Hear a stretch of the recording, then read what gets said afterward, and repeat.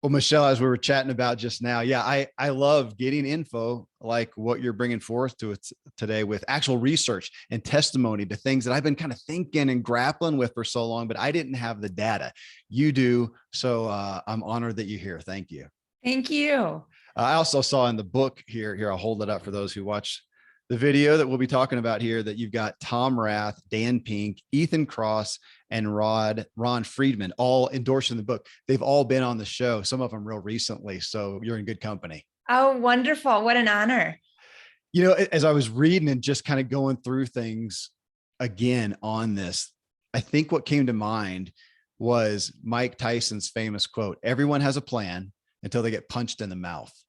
I feel like there's a great intro to the book right there, because we all create these habits. We have our morning routine. Then we get up, we go out, we get punched in the mouth. And as you know, and we got the stats and you got the data, and we don't follow through on the things that we want to do. And that's why you're here. And I feel like it's a huge message that we're just missing in this phenomenon right now of habits. Thank you. If we don't ground our thinking, our approach, the research in the realities of the real world and the unexpected, then as good of science that strategies might be backed by or not, the strategies can just easily break apart as soon as they come upon something unexpected. So our strategies have to be grounded in how our daily lives really play out. Otherwise, they can't stand the test of time. You got me thinking about morning routines. Another thing, I mean, this industry of self-help, personal development, morning routines are huge. I'm a big fan. I went through years of 5 a.m. religious. I am not in that timeline right now. I mean, I've got stuff with family and work and things I'm doing, even in my own physical pursuits and whatever. And sometimes I just need more recovery. I need more sleep. And it's not worth getting up. And so I'm going to go a little bit later, but then that pushes things out. And I think a lot of people find that. So I'm saying I'm a fan of the morning routine, but to try to get everything that we want in our daily habits in there before life happens, again, I see that we're just failing. It's not sufficient. Well, it has to do with, in a way, trying to optimize everything sets us up to create ideals and all or nothing thinking. And that just leads to a sense of failure, which, as we know, leads to low motivation, low quality motivation.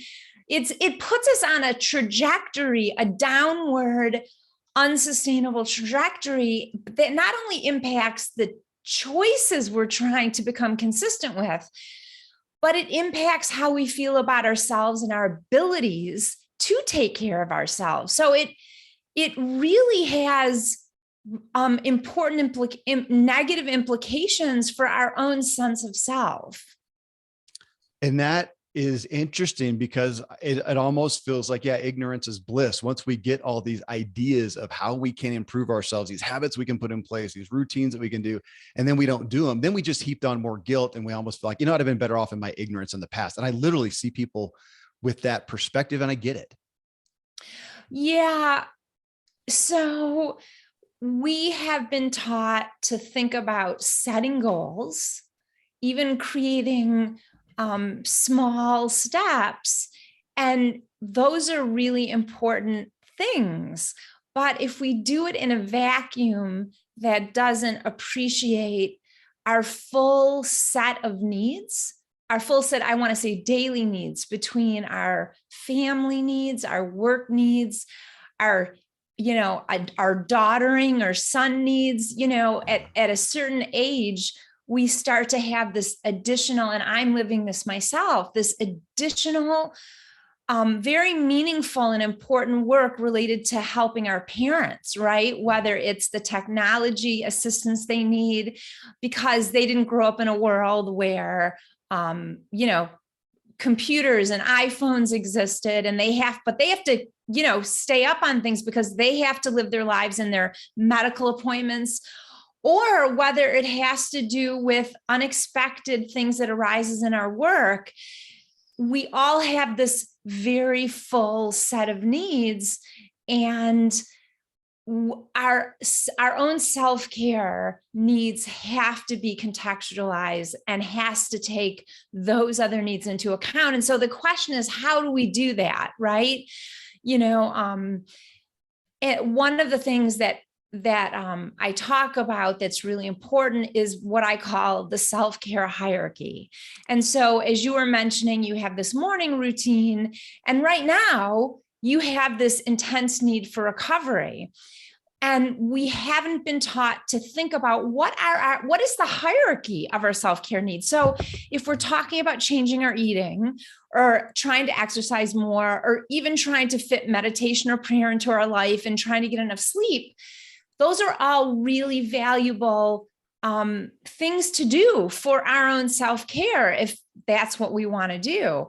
But how do we then juggle them and fit them in? And it's really important that we think about, what do we most need right now? And I call that our foundational self-care behavior. So right now, what you're saying is you need recovery time. And I align with you on that.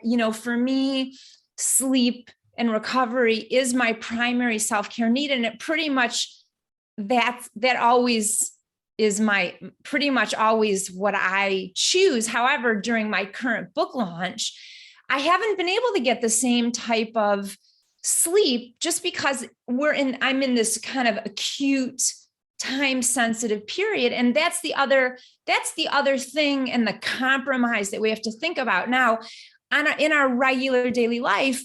Whatever we choose to do, if we want to sustain it, has got to be realistic and take our other needs into account. And we've got to, very importantly, learn how to improvise in the moment when our plans go awry.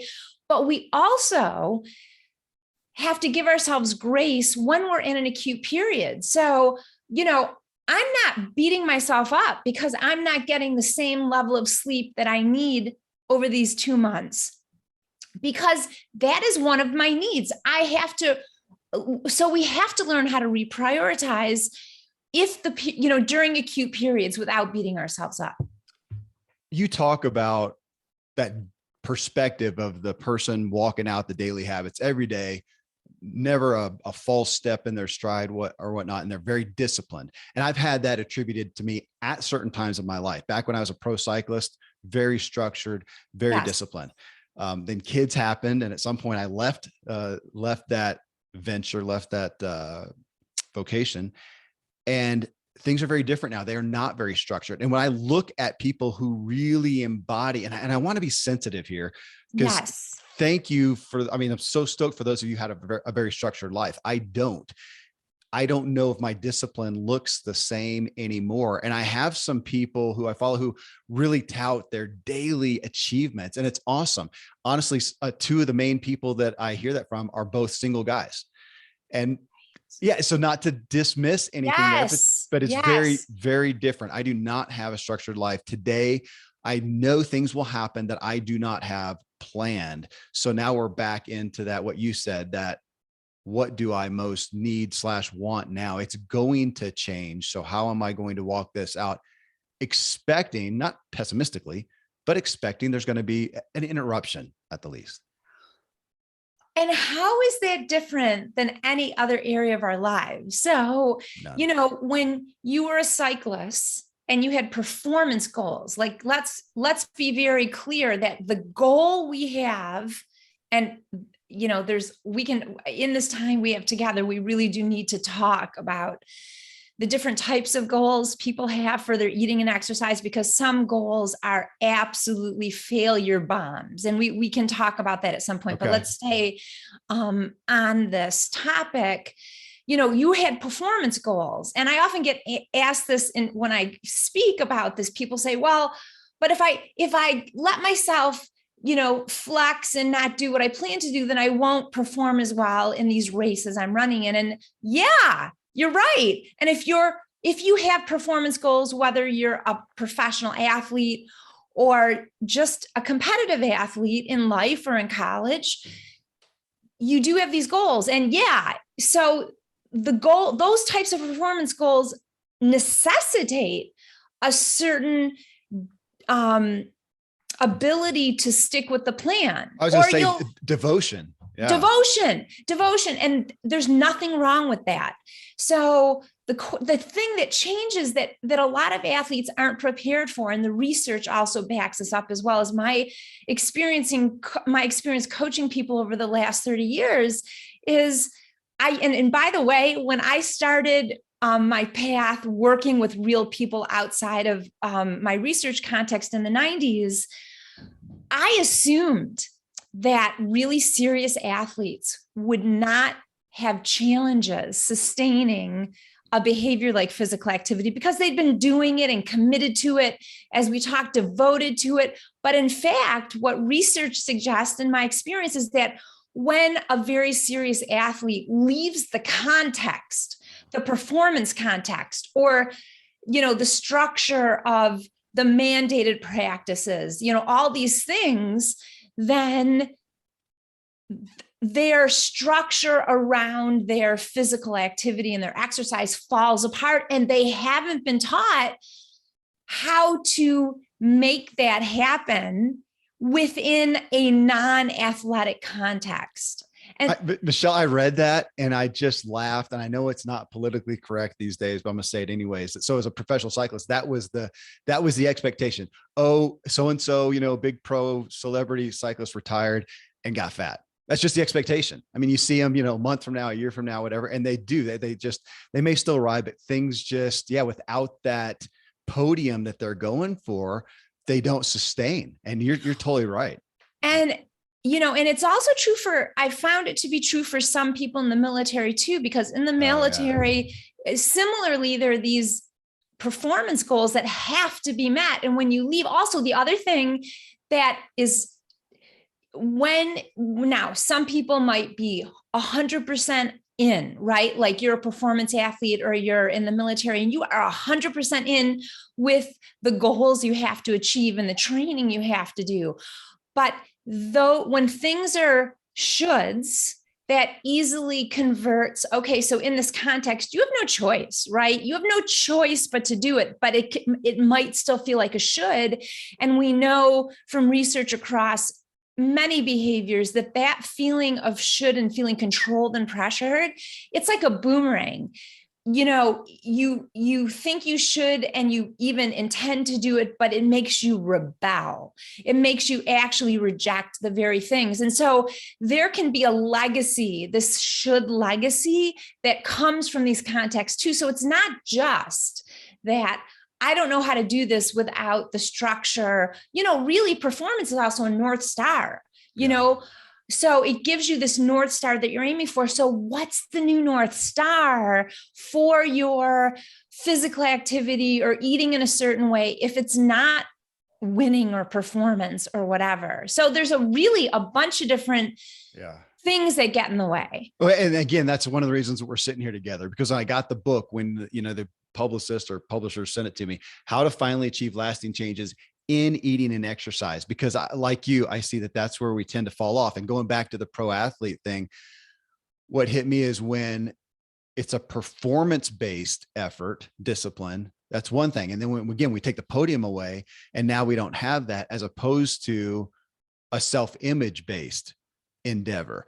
And I've seen this over the years with diet and exercise, especially when people endeavor to eat a certain way, exercise a certain way, to look a certain way, I don't see sustainability, as opposed to when they do it for health. And so, I mean, not that I don't appreciate being fit and trim and whatever, but ultimately my North Star is I want to be the kind of guy who's doing the kind of things so that when I am, it was just headlines, 83-year-old guy, I can't remember his name, Asian guy, just did this, set a record for a solo sail across the Pacific or something like that. Same thing he did when he was 23. So 60 years later, he's still doing it. I thought, I want to be doing the things today that help me be that. That's my self-image, as opposed to just doing it for that momentary payoff or that external payoff. Or as you said, I want to do this because I should look this way.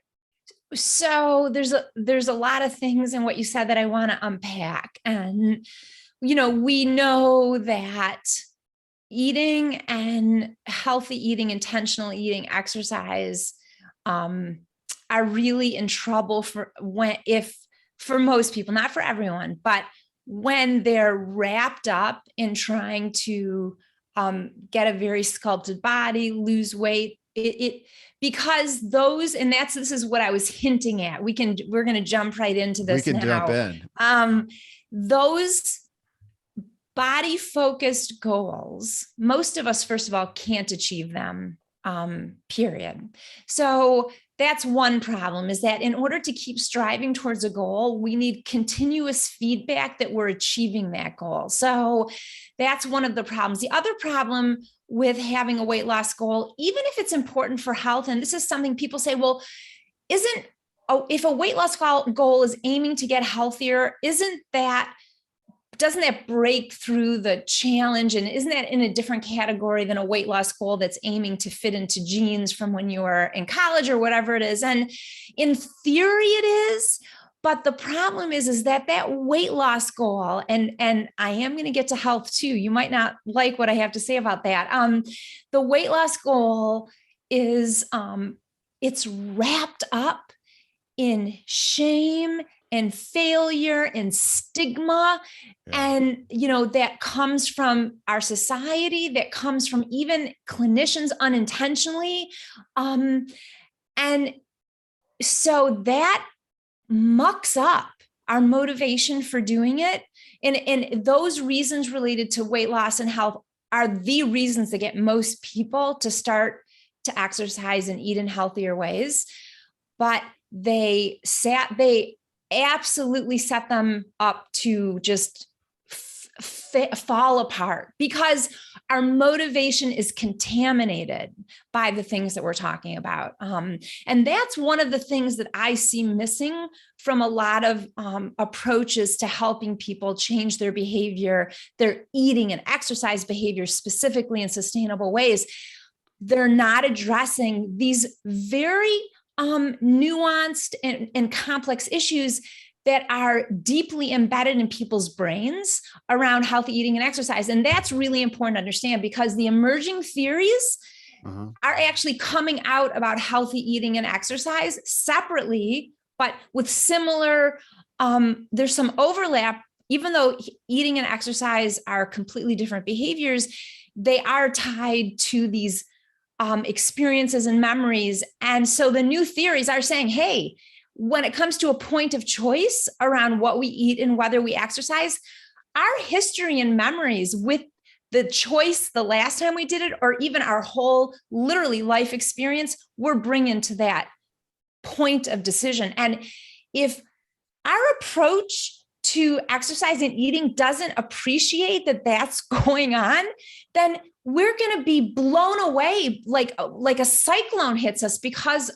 of the powerful emotions and memories that are in our brain at that point of choice. I'll stop to see if you have anything to say. Well, no, I love that, because we're talking about, again, going back to that, I'm the kind of guy, Kevin is the kind of guy who X is what I feel like drives my life, good and bad. And it's what you just said. It's that expectation I have based on what I believe to be proof of who I am. And so I want to keep going forward on that, though I do want to come back to, or just highlight something you said about the approach, that as we look at this and habits and routines and whatnot, that you do a great job of tactically, you're not shooting down anything. You're not shooting. I mean, we got best-selling books out there right now, yes, phenomenon stuff on habits that I think you hold up and say, this is great. What you're holding though is the value of how we approach it. And culturally, we are not approaching it well, and the stats show it. That is exactly true. Yeah. I mean, and the other thing that I want to say is this fit issue, which is how we started. There are very popular books about different ways to change behavior, but there's a fit issue. So a single guy who doesn't have a family, right, maybe that person is able to develop an automatic habit, because there's not going to be a kid running in right when, who wakes up early and interferes with your morning routine to go exercise, So we do have to understand that there's a fit issue. And that's another thing that I believe is kind of missing from the conversation, is which types of strategies are going to work best for whom. What I'm talking about, and all of my work is about the people who, the strategies that don't accommodate these new insights about how our past negative experiences and memories and the cultural stigma around being overweight. My work is about that. My work is about juggling lots of roles and responsibilities. Your listeners, the single guys, they probably don't need this. It's the people who have more complex lives and who wind up having a lot of unanticipated needs. Those are the people who need my approach. And that's who it was designed for. Yes. And I'm concerned that even amongst the single guy or gal or whatever, that more and more their life has become more complex because of the increased interruptions that we all allow in, which I got to admit, as I was reading through this and thinking back to that time thing, we seem more harried, more busy, more anxious, more everything. And I feel like myself is the temptation, and I see it in others, because we fill every second with something, and then we don't accumulate those seconds to have the minutes that we need for that exercise, for that meal prep, whatnot, because at any given, and I got to be honest with my kids, even, we're watching a movie or something and having a family experience, watching something cool. And then somebody says, man, can you pause it? I got to go pee.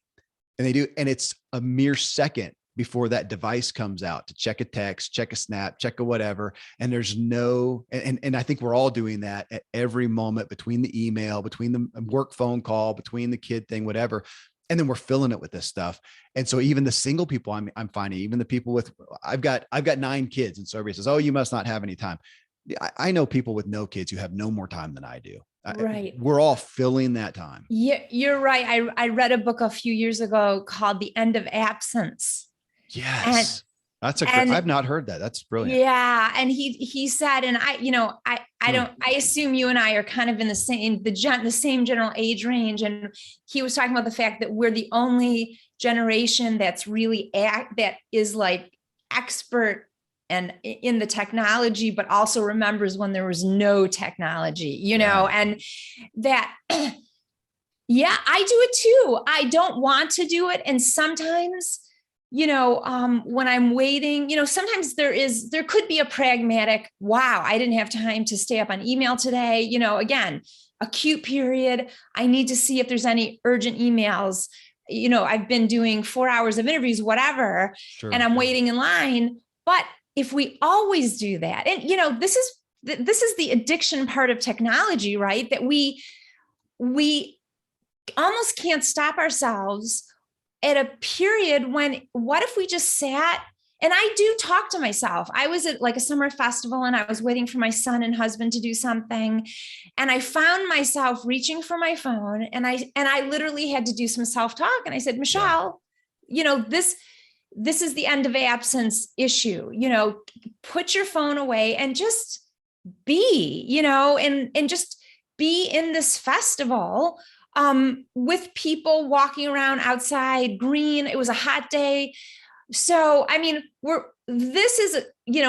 going into a very kind of different direction in terms of the choices, because my book isn't really about addiction, but it is, which really this is. I mean, this is a habitual practice that people really, that almost all of us have trouble not doing, but it's a different type of behavior and choice than healthy eating and exercise, right? Because picking up your phone is like, it's like this. There's not like going somewhere or changing our clothes or having to plan and, get a menu and then, prep and cook. And, there's so many steps involved with physical activity and exercise.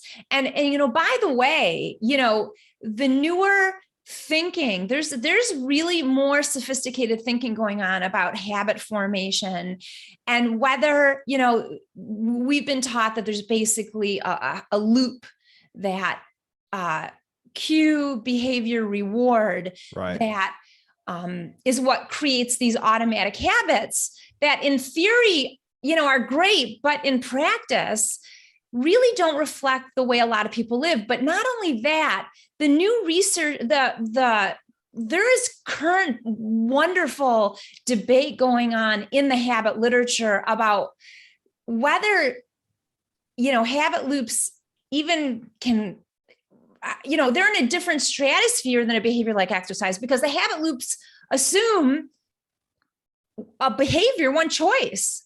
But exercise has multiple choice. And so what they're talking about is they're talking about initiation phases, execution phases. And so a lot of the popular approaches that we've been taught are not based on what the emerging thinking is about the complex needs that habit formation might have when it comes to a behavior like exercise. When you say that, Michelle, cue, behavior, reward. So I get it. That's the habit formation, goals, routines that I was schooled in. And yet when I look at my own life, as you just said, and as I read in your book, it does not line up with my most sustainable habits. I don't perceive a cue, behavior, reward for brushing my teeth. It's just something I do. I did it mindlessly today.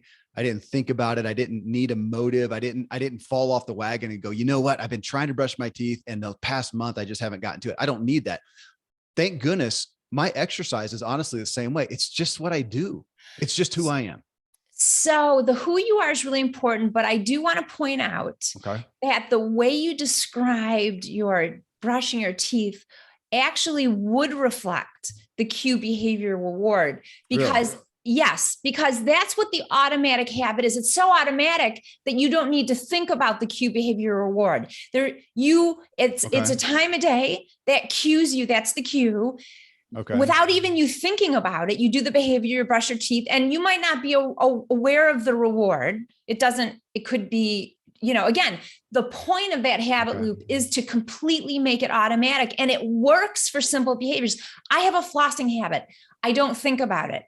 The challenge comes when if we're telling people that they can use that loop for exercise and healthy eating, that's where things kind of fall apart, because there isn't this ability to create the automatic habit unless, it sounds like you are what I call a habiter, and my husband's a habiter. He has an exercise habit, but he gets up at 5:30 a.m. every day. He sleeps in his exercise clothes, so he doesn't have to, alarm goes off, he goes to cue, alarm. I read that. Up, that's just funny. Right. Goes and exercises in the basement and feels a sense of satisfaction. And so he's one of the lucky, minority of people who can achieve exercise as a habit loop, right? But most people can't, because they don't get up at 5 a.m. before the kids are up. And in order for the habit to survive, there can be no variety. Well, it makes me, okay, so going back to what I said. Yeah. So I was trying to take errantly out of the cue, behavior, reward, my brushing my teeth. He said, no, that actually fits in there. That it gets me thinking more of an inspiration, motivation aspect. I don't feel the need to inspire and motivate myself to go brush my teeth. I just do it. So I don't feel the need. I don't need to inspire and motivate myself to go exercise today. I won't need to inspire and motivate myself to intermittent fast and then only have a lunch of vegetables and, to do my things. I don't. But other areas where I apparently am lacking that same perspective, I have to work myself up to go deal with finances, to talk to the CPA, to deal with the budget, to talk about, I do not enjoy talking about that area of life, important area of life. That one I've got to pump myself up for. I've got to buckle down, grit my teeth, willpower, those types of things, which I know other people are having towards exercise, and diet. And so where is that the link and inspiration? Is it a motivation issue? So, when something becomes an automatic habit, and by the way, for physical activity, we know that enjoying the feeling, that having some type of positive feeling, is an unconscious, implicit motivator that drives exercise, ongoing exercise. So we do want to shift, but yes, motivation is an issue. But the example that you're coming up with finances, I mean, you may have to grit your teeth, but similar to the performance, an athlete who's in some type of structured performance, they have to participate or they're going to lose their scholarship or whatever, right? Similarly, you have to deal with your finances or everything's going to fall apart. So True. In a way, that's a very different paradigm, because whether you may have to grit your teeth and use your willpower, but you have no choice.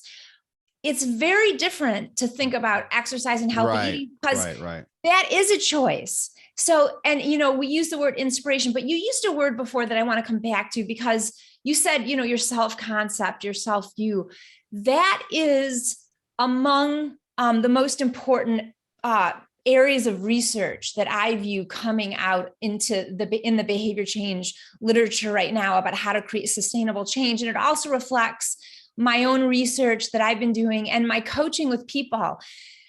What is among the most potent motivators of sustainable change is having the behavior affirm core values, affirm your sense of self and who you are.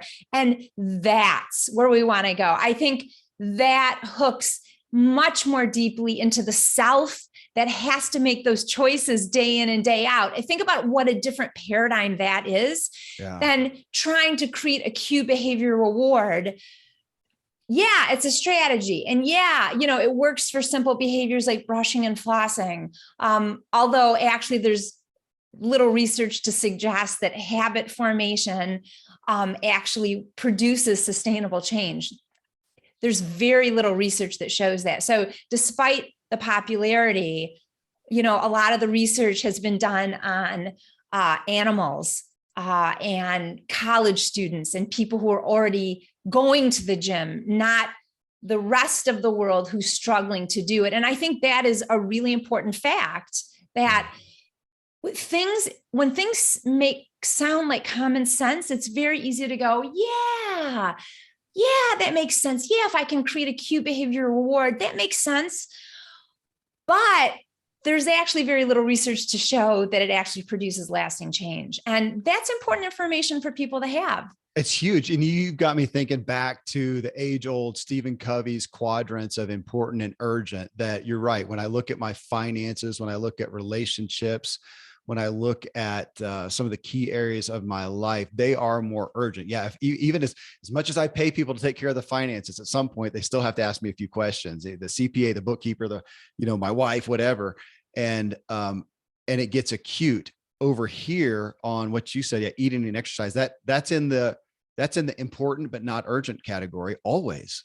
That's right. There's no pressure. There's no immediate consequence. It's a very long-term consequence. And thus, again, why you're giving it focus and why I wanted to talk about this, because it resonates with me that it feels so different. And I realize even as I talk about my own successes in eating and exercise, I'm so aware of what an anomaly it is, what a privilege it is. And I'm so grateful. And what you just said a minute ago, I realized at some point that what I am doing, and I took solace in what I am doing for my health and wellness, it's an exaggerated, it's not a fair statement, because, without other people around, I wouldn't have a will to live. But those are things that I do for me that I would do regardless of anyone else. If I was not if I was not married, if I was never going to be in a romantic relationship, if I didn't have kids that I'm an example to, it's still just who I want to see in the mirror. That's right. And, one of the things that people, especially people who are regularly active and take care of themselves in the way that you're talking about, I'm going to give you an example because I think this is really important. So there is this is who I am. And that is among the most important motivators. And the researchers, my work also is how to help people have that, feel that way about these behaviors, because that's, among the most important motivators. But there's this other part of motivation. I want to juxtapose something. So if you went over, the 30 years of doing this, I often ask people, like, why do you regular exercise, for example, why are you a regular exerciser? And it's very common. more common than not for people to say, oh, because I want to be healthy, because I want to take care of myself and make sure that, I don't have a disease, blah, blah, blah. But better health, be healthy is a core motivator or why that people say. But if you take it a step further and you say, is that why you decide day in and day out to, get up at 5 a.m. or to, go to the gym? And they'll say, oh no, it's because I'll feel like crap if I don't. So there's this disconnect between what people have been socialized. This is why we have got to contextualize healthy lifestyles within the cultural context. Right. We've been socialized to think about, really brainwashed to think, I'm doing this for my health. I'm doing this for my health. But that's the overarching reason. But when we take it to a decision-making level, when we go underneath, what does really health mean to you? What is it? People don't realize that they're actually exercising, for example, because it helps them feel better. And they notice a difference when they exercise and how they feel and when they don't. But it's unconscious. So people aren't even aware of it. And I've experienced this in interviewing people on the street. I've experienced this when I was dating my husband and I asked him about it. And there is research that suggests that people may say, I'm doing it for better health, but it's actually the unconscious, positive, intrinsic motivation that's driving it. And that's important to understand. And when we take a step out of that question, which is like an individual based comment, and then we go to the research on physical activity, we know that it's the intrinsic, it's the positive experiences during physical activity that tend to predict physical activity over time. It's so interesting you're saying that. In 1995, I was a pro cyclist. We had a child. I had a kiddo with some medical problems, and it took me out. And for 2 years, not only did I not compete, it was the only 2 years of my life I was pretty much sedentary. It was my only 2 years of having a real job as an actual employee. It was my only time being sedentary. And ultimately, my wife conspired with the local bike shop, got me a bike. And my wife didn't give it to me and say, just go ride. She said, will you just go train to compete? You're just a better man when you're doing that. And I realized then, and it's continued to evolve, of how it's something that I just feel proud about myself. It's my own. And I know some people don't like the word proud, but self-approval. I feel good about who I am. And I see that with my friends who have back to the finances, which has always been a struggle for me financially. My friends who do that and they feel a sense of pride are the ones who are the most financially stable and they're at peace. And because of my own brokenness and baggage, it doesn't matter if there's $1,000 in the checking account or $100,000. I still have the same baggage. I haven't extrapolated this thing with health and wellness to there, but you have me thinking back again I do it because it makes me I just feel proud of myself. I feel. Yes, that's an intrinsic motivator. And when you don't do it, that is the pain of not experiencing that positive thing is one of the top motivators too. Now, this is where a lot of people who are not active would say, well, I don't get pleasure or positive feelings from exercise.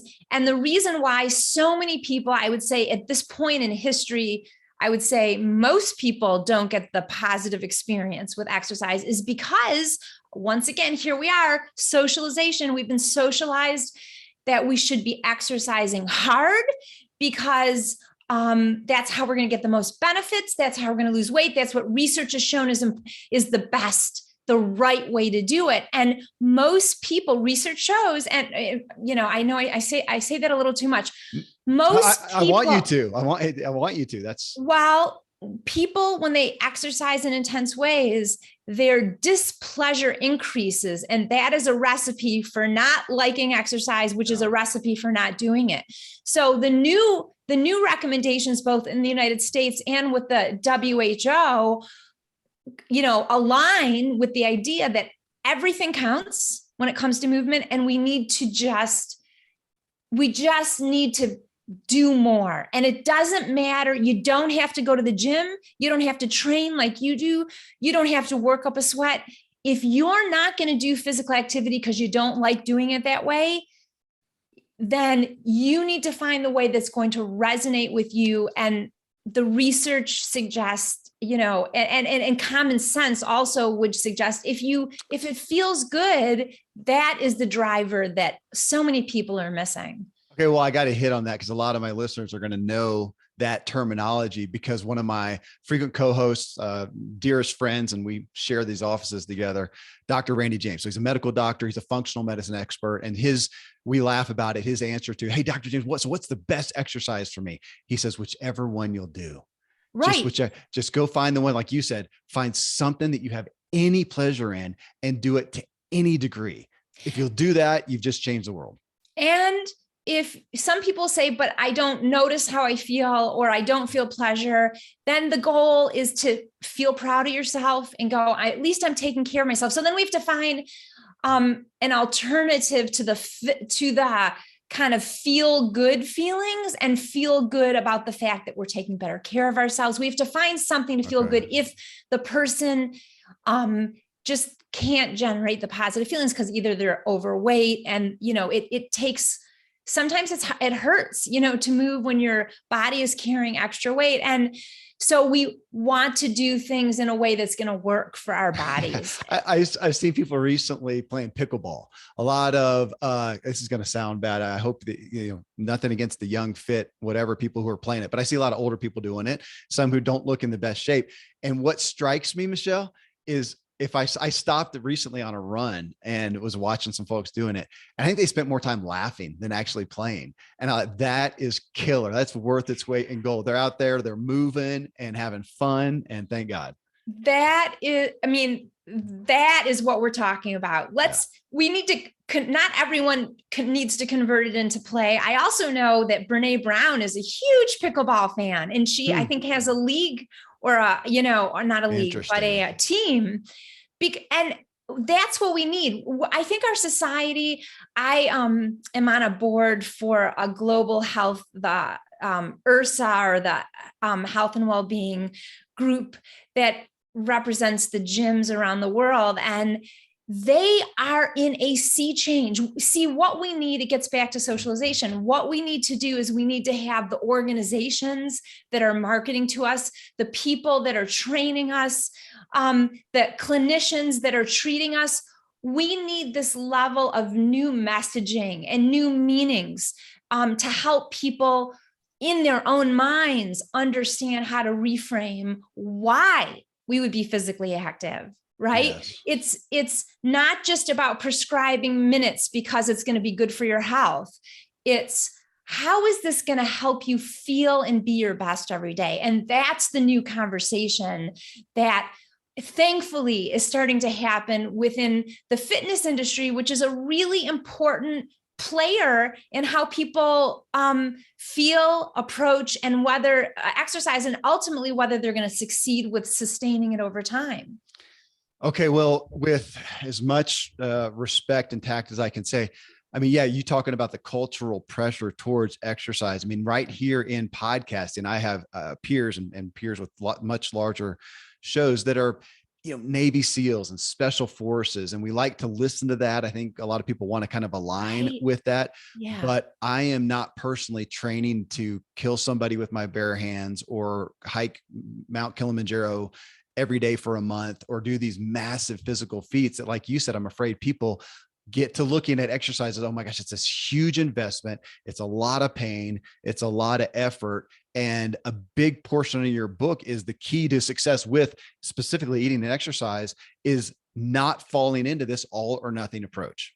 That's right. So because of all of the different ways we've learned to think about healthy eating or intentional eating and exercise, it has taught us that there's a right way to do it. And the right way often models who the top performers are, or the Navy SEALs, or the personal trainer who went into the field because they adore fitness. Well, of course, they're going to be exercising in ways and a lot. But in a way, that is what has created the standards that we think we're all supposed to be striving for. But the stigma, you said, I like that word. And so when we don't do it, we feel, well, and also depending on how we look, we're stigmatized. And here's the deal. It's created all or nothing thinking in our brains. And again, we know so much more about the brain, and we know that all or nothing thinking isn't just getting in our way and kind of an unintentionally unhelpful strategy. It's a cognitive distortion. Like the irony is that we've learned to believe all or nothing thinking through society and through so many different means, but it's a cognitive distortion.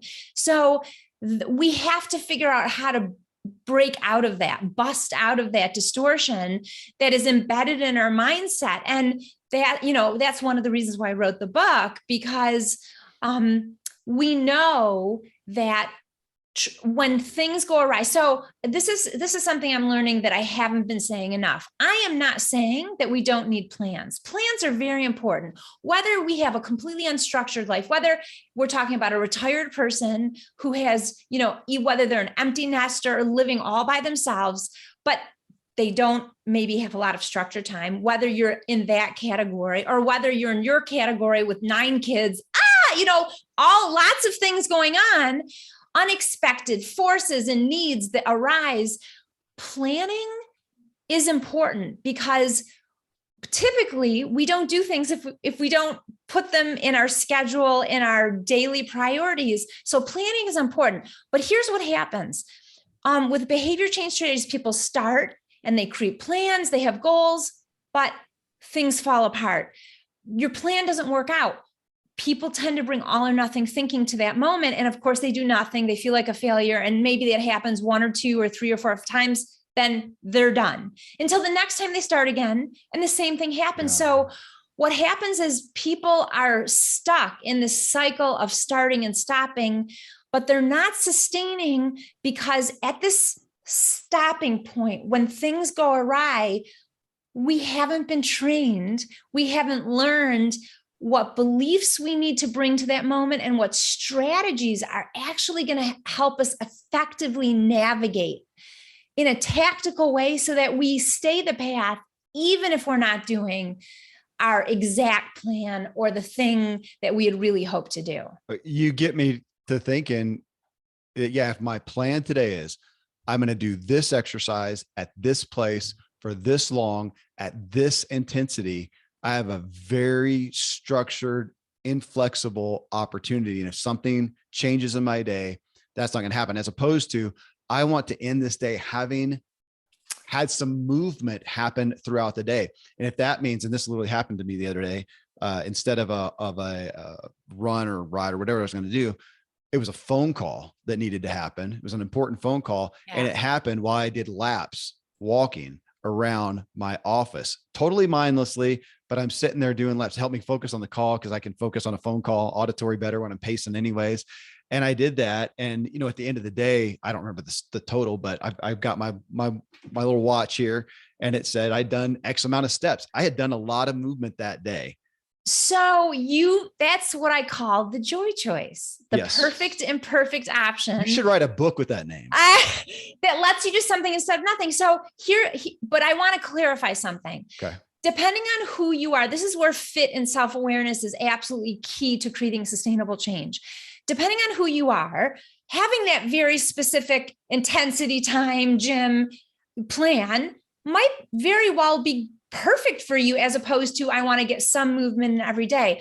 But even if that is your plan, see, you did it intuitively, because I don't know, you'll have to tell me.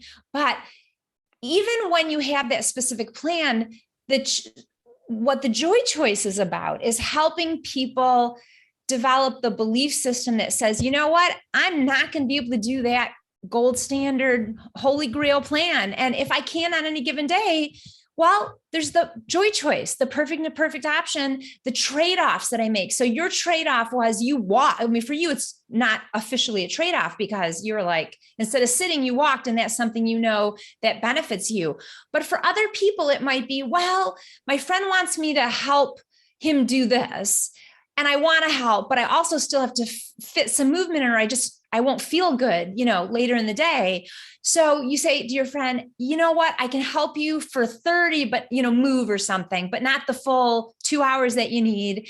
And then you do half of what you thought you're going to do. So this is trade-off. And you know what? We do it in every other area of our life.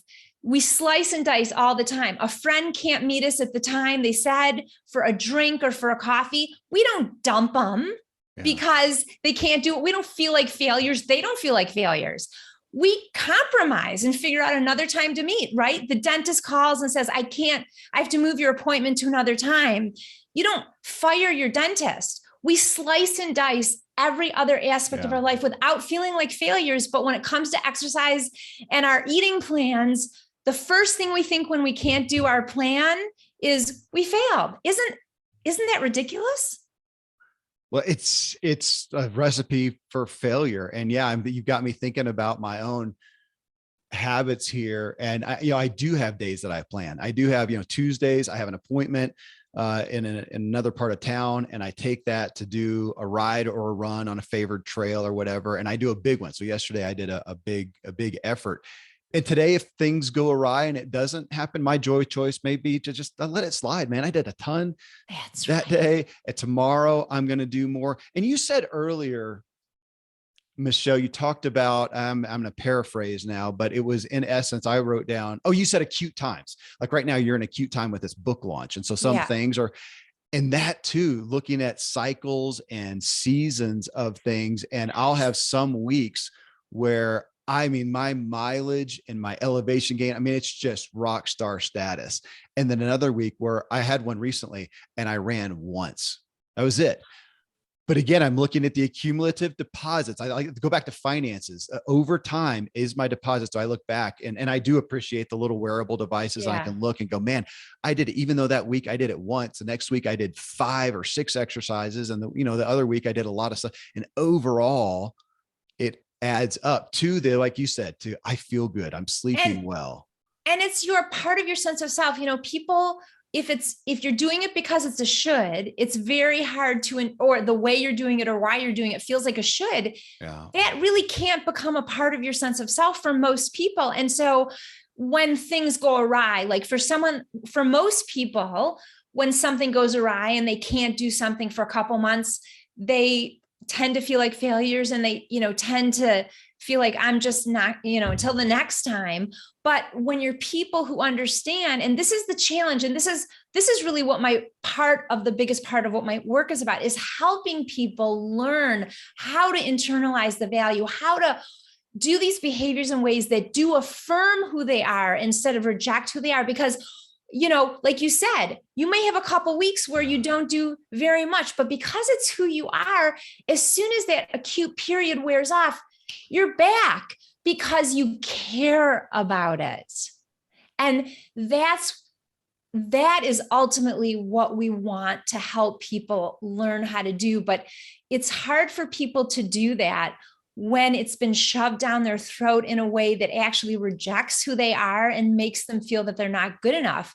So that's why we're shifting the meaning and the motivation for the majority who the other meanings and motivation doesn't work for, to more of a well-being, self-care meaning and approach, because that is a much easier North Star, if you will, to internalize and have it become a part of who we are. You said that so many times just in this statement, who I am. And it makes me think back to, again, the goals that I grew up doing, the goals, the habits, routines of the things. These are the things I'm going to do, did not stick. It was the ones that I embraced and said, this is who I am. That's right. And but there's a barrier to a lot of people feeling that way. Okay. So can we pause here? Yeah. Okay. Let's pause right here. Yeah, and I was actually just about to end, but if you're going to do that, I'm going to do that as well. And so I want to add, actually, maybe I can add it to the next show. I don't know. Let's go to the bathroom. I'll think about it. All right.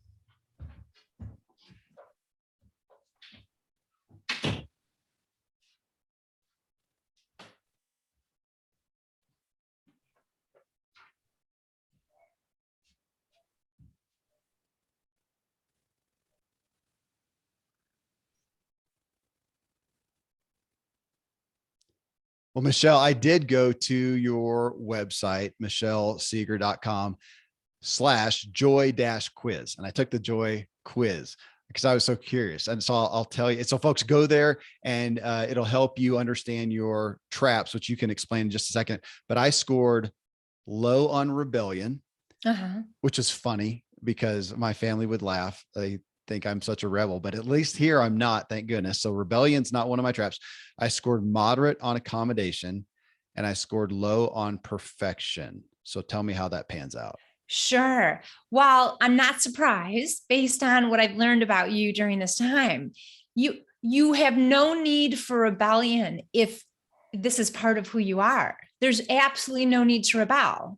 Rebellion is when we think we should do it. Someone told us to do it. So, or we've partially internalized like, yeah, I kind of know I should. And that's when we rebel. But if I say, I want, do you want to, or do you want to? And I think a lot of times we want to, but we don't really. That's exactly right. So I'm not surprised at all. And already, the perfection, the low score on perfection, is also, you've modeled that you couldn't do what you planned to do. So you walked around your office. I mean, there are some people who would have had a plan to go to the gym and, or do a very high intensity training and just bring all or nothing perfection to that situation and then do nothing because they can't do the ideal. But you intuitively, I mean, I think this is something that you have fully internalized as to who you are. Look, you couldn't do it because of that really important phone call. And that is how life works. So you walked around and you got movement in a different way. That is the antithesis of perfection. That is the perfect imperfect. That's the joy choice. So I'm not surprised by that. Your accommodation, moderate, I don't know how old your kids are, but that has to do with whether or not you subsume your own, eating and exercise, self-care needs below other people's needs all the time, consistently. Now, all the time. Now, it's important to, other people that we care about have needs and we do need to meet them. But if we do it exclusively to the detriment of our own, then we're really setting ourselves for burnout and, really bad outcomes. Now, with the size of your family, you are going to have a fair amount of accommodation that you need to do. But think about if you always accommodated and you never, or your work, and you never got your physical activity in, how would that feel? So the moderate does make sense. Does it make sense to you now that I've explained that? It does, because it's something that I grapple with. Like today, if I'm not today, but on a given day, if I'm home with the kids and I'm thinking I want to get out and do some movement, I could take them with me. We could do a family hike. We could do a family bike. Or do I need time alone? Do I need to go out and really hit it hard and clear my head? And that's a constant, that is hard to accommodate, because generally in that moment, I kind of want to take off on my own, but I need to, balance. Is it more important to chill out and get a little movement, moderate it, and serve the kids? And that's daily grappling. You know what? It's a daily grapple for me too. And these types of things that people grapple with.